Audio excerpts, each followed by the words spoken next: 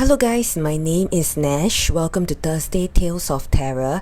TTT. So for today's case, the Curry murder. Now the Curry murder was a high-profile murder case in 1984 that took place in Singapore. Well, it was highly speculated that Ayakannu Marithamuthu was murdered because no remains or evidence of the killing were ever found, but he definitely vanished in December that year. It was alleged that the victim's body was being chopped into pieces and was being cooked in curry. Hence, this case is widely known as the Curry murder. Now, before I start on this story, I would like to apologize in advance if I pronounce any names wrongly.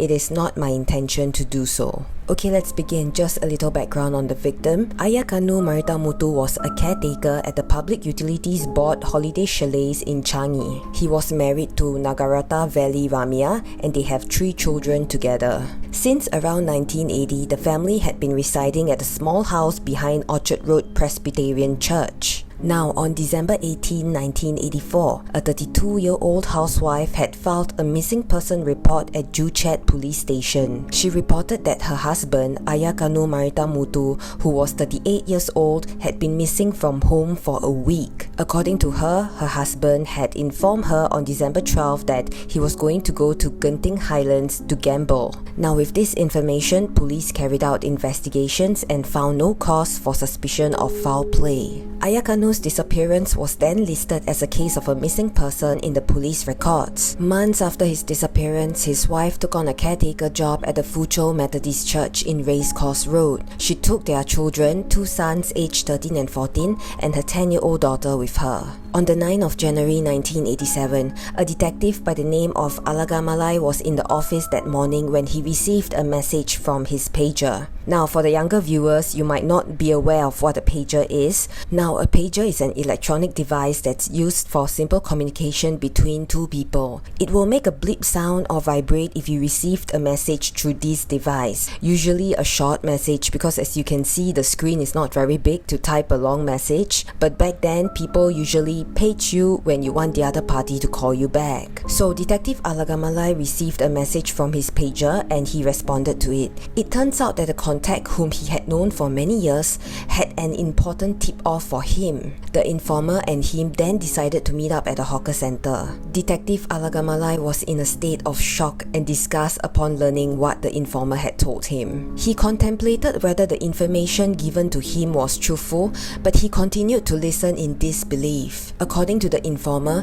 3 men had killed an Indian caretaker in an Orchard Road church in 1984. The 3 men had disposed of the body by chopping it up and cooking it with curry and rice. Upon hearing this, the detective scolded him for making up such a story, but the informer was serious about this story and he maintained that the information was good, and he even provided the victim's name to the detective. Detective Alagamalai then went back to the Criminal Investigation Department, also known as CID, and brought this up to senior officers who were just as skeptical. The head of the Major Crimes Division even said that he finds the information hard to believe. Nevertheless, Detective Alagamalai was instructed to conduct inquiries into the case and to report progress every week to the officer in charge of the Special Investigation Section, Assistant Superintendent Chok Kun Seng. Detective Alagamalai then proceeded to work on the background of the victim. He started by going down to the Joo Chiat police station to check. He found that his informer's tip-off on the disappearance of Ayakannu Marithamuthu was accurate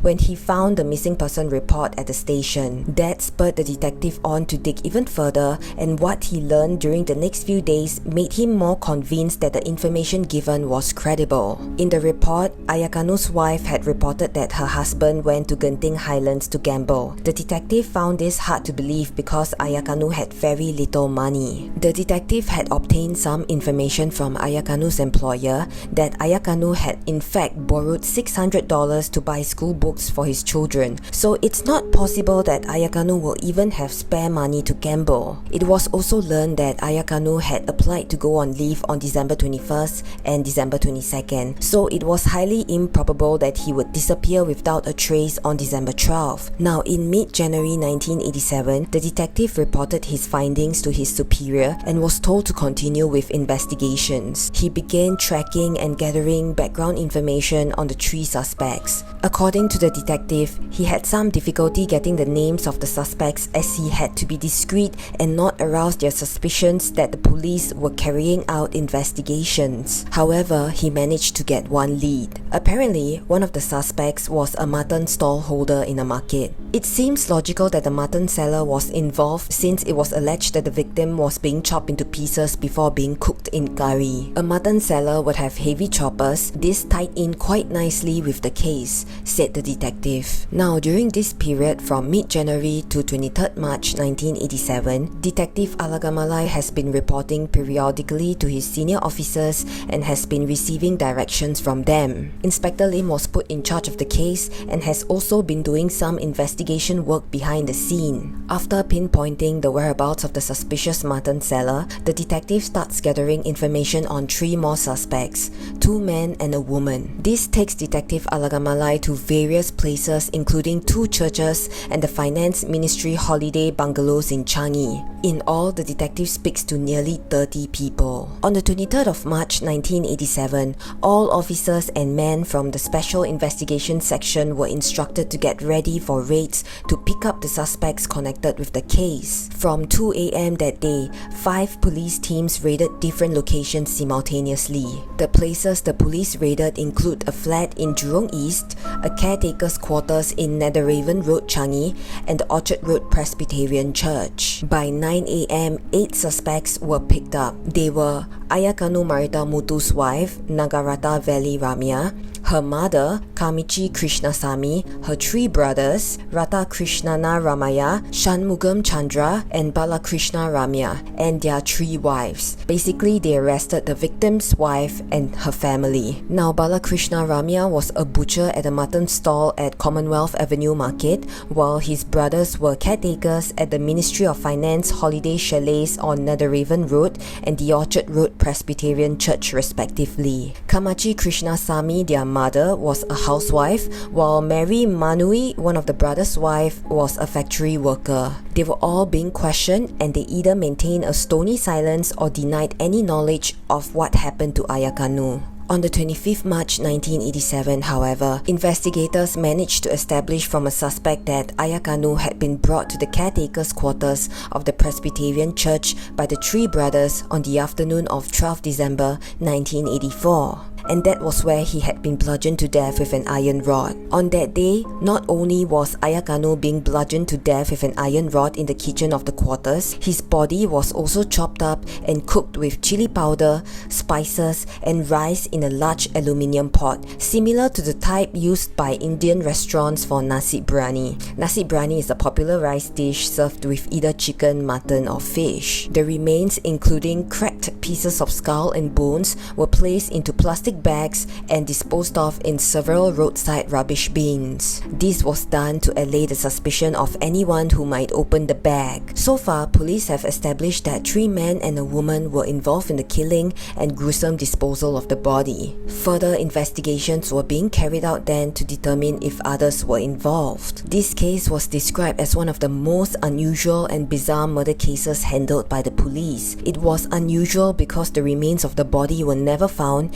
and the deceased had not even been reported to have murdered. Bizarre because of the manner in which the body was disposed of. The prosecutors later on would have an even tougher job for this curry killing case as the murder weapon and pot have not been found either. In a newspaper article dated on 27 March 1987, a spokesman for the Orchard Road Church said that Ayakannu and his wife were a hard-working couple. He did mention that Ayakannu had a hot temper, but he would usually apologize after cooling down. Ayakannu's family also appeared to be closely knit, for his brothers and sister would often visit him at the quarters. In the same article, those who knew Ayakannu would describe him as a wife beater who was often drunk and violent. The police spent 5 months trying to gather enough evidence to prosecute Ayakannu's wife and 5 members of her family for his murder. It was difficult for the police, as mentioned before, because after all, this killing had taken place more than 2 years ago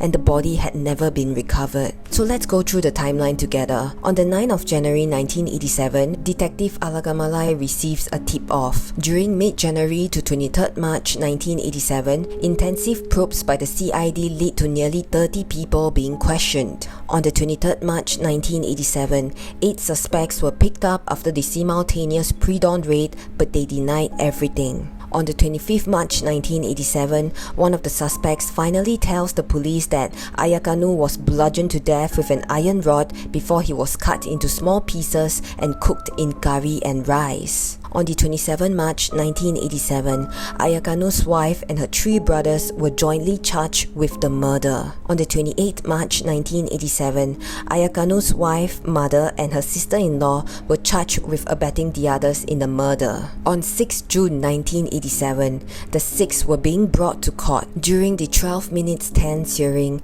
District Judge Zainul Abidin gave them a discharge not amounting to an acquittal after the prosecution said that they had insufficient evidence to proceed against them. This was expected because the investigators were unable to retrieve the remains of the victim's body, the murder weapon, nor the cooking pot. Detective Public Prosecutor Ang Sing Teck said that the police will still continue on with the investigations and that the prosecution had every intention in future to charge the accused for murder.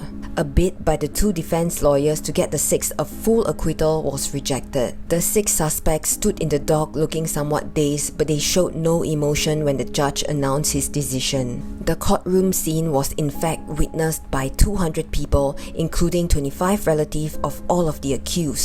After the hearing was over, several women cried outside the court as the 3 men were taken to a basement locked up and from there to the CID. The 3 accused women were allowed bail by the High Court. Bail was set at 5,000 in one surety or 2,500 in 2 sureties for each. The 3 brothers, however, were detained at Changi Prison from 22nd June 1987 under the Criminal Law Temporary Provisions Act. This act allows the suspect to be detained without a trial. This act is only used as a last resort when a serious crime has been committed and the court prosecution is not possible because witnesses are unwilling or afraid to testify in court. After a number of applications by the 3 brothers for habeas corpus were denied, a habeas corpus is a law that states that a person cannot be kept in prison unless they have first been brought before a court of law, which decides whether it is legal for them to be kept in prison. They kept getting denied of that, and finally a legal challenge to their detention in March 1991 succeeded, and the 3 brothers were released unconditionally on 21st June 1991 after being detained in Changi Prison for 4 years. Now, in 1995, the Television Corporation of Singapore, TCS, now known as MediaCorp, broadcast a television serial titled Dr. Justice, starring Colin Chee and Eileen Tan. One of the episodes depicted an exaggerated version of the Curry murder that was aired on Channel 8. Following the coverage of Dr. Justice in an article in the Straits Times, the 6 former suspects sought damages by asserting that the newspaper had defamed them through misleading language that placed the responsibility of the murder on them. The court ruled in favor of the Straits Times, stating that only facts were dealt with in the article. It also dismissed the suit against TCS, which was involved in the case as a second defendant. So there we have it for this Curry murder case.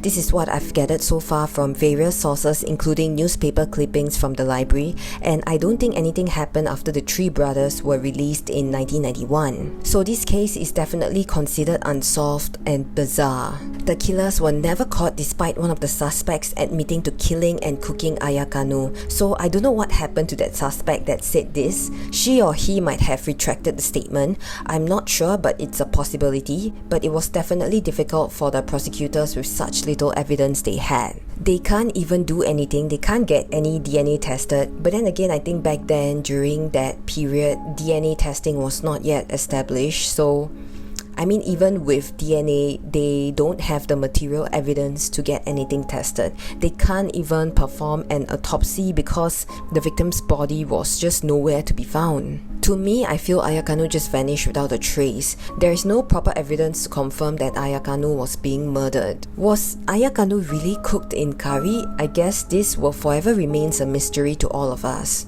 If you have any theories of your own and you have any thoughts and opinions on this case, please do leave a comment down below. So if you like the way I tell stories, please do give me a like, subscribe to my channel and share this video. It will really mean the world to me. Also, if you have any stories that you want me to tell, you can just drop in your suggestions down in the comment box below, or you can drop me an email that is listed in the description box below as well. So I'll see you next Thursday with another story.